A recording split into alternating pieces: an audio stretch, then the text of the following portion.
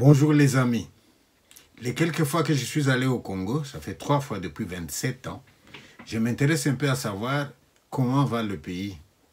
Mais pour répondre à la question, on observe, on voit ce qui se passe autour de nous, mais on peut aussi poser des questions. J'ai remarqué que nous avons parmi les Congolais 2 catégories de gens. Des gens assez optimistes qui voient le verre à moitié plein et vous avez des gens qui voient le verre à moitié vide. Alors à ce moment-là, on a parfois des critiques qui vont dans tous les sens. Moi, je propose un effort d'objectivité pour pouvoir reconnaître les mérites des gens, reconnaître ce qui se passe bien. Ça va nous permettre de faire des efforts pour améliorer. Mais si tout est vu de manière négative, nous risquons de ne pas avancer. Nous risquons de nier l'évidence. Vous allez voir aussi que dans mes vidéos, je donne souvent la parole à la femme. C'est parce que je pense que nous ne ferons pas ce monde sans les femmes. Vous avez vu mon reportage à Chilomba, où j'ai vu des écoles délabrées. Et la seule école qui n'était pas délabrée, c'était l'école où il y avait les religieuses. À se demander si finalement il ne faut pas confier la gestion aux femmes plutôt qu'aux hommes.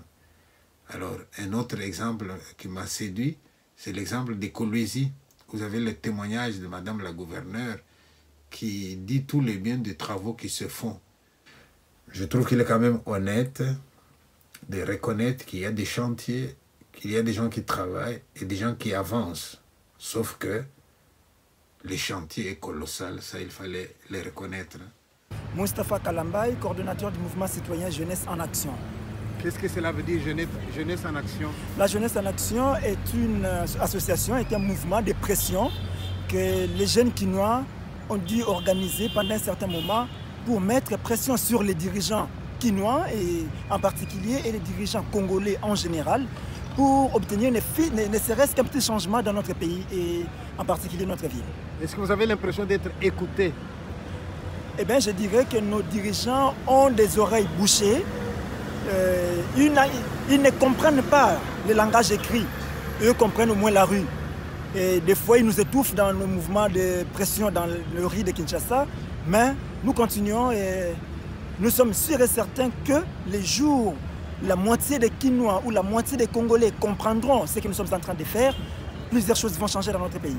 Est-ce qu'il y a des raisons de vous révolter un tout petit peu? Plusieurs raisons.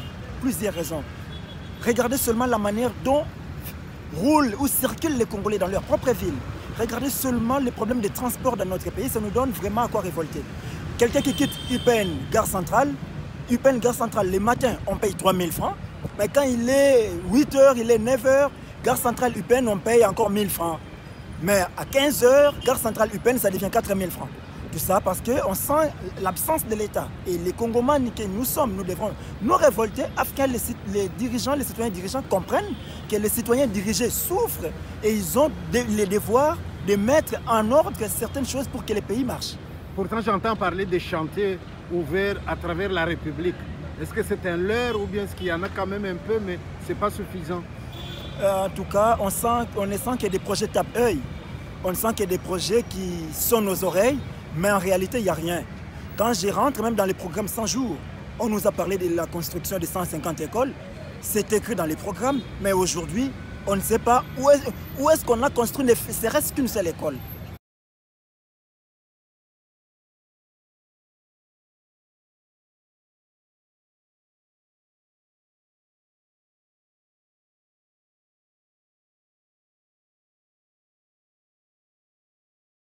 On parle de santé gratuite, mais santé gratuite dans quel hôpital?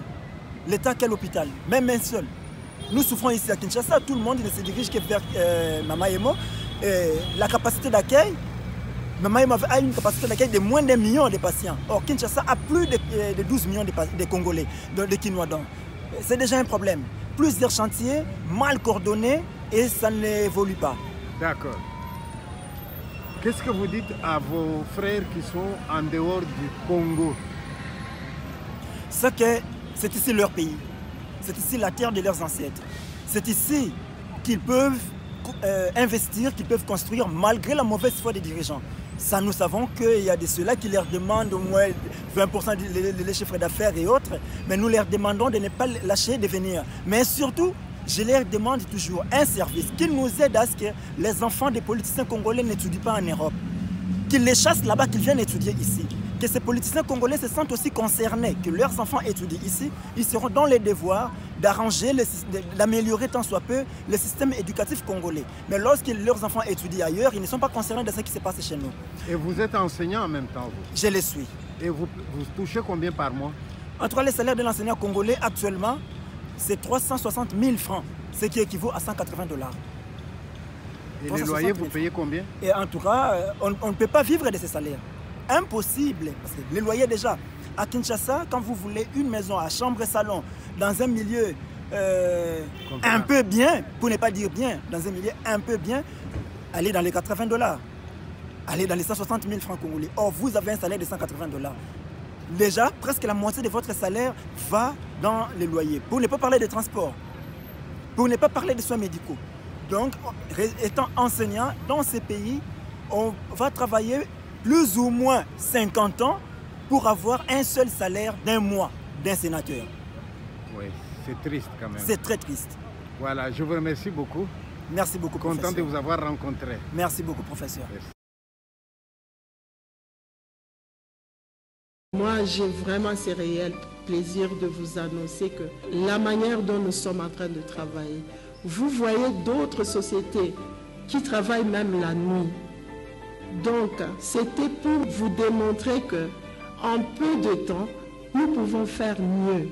En une année et demie, nous avons été capables de travailler sur plus ou moins 89 à 90 km. Donnez-nous encore même 3 mois. À la fin de l'année, nous allons encore faire beaucoup d'inaugurations. Même les dettes qui étaient restées sur des grands chantiers, je prends le cas de l'aéroport. Cet aéroport, on allait l'inaugurer et la dette allait se terminer en 2025.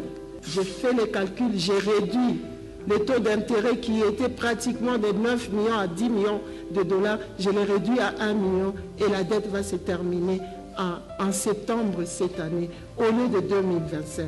À partir il y a entrée à Libégué. Ti a appelé la commune de Soukate, c'est à monter dans l'aéroport.